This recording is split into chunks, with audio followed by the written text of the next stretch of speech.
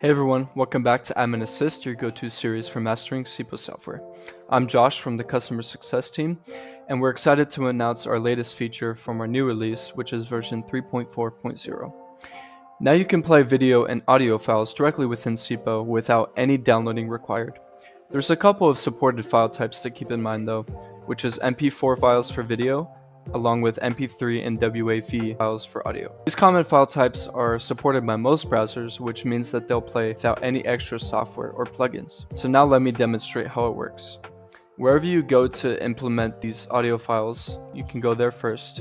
And when an MP4, MP3, or a WAV file is just attached to any document or record in CIPO, you can click on it to open in the viewer. So if I go to this right here, and I can see the attachment is an MP3, you can click it once again, and it'll open automatically right in your browser. So if I click it,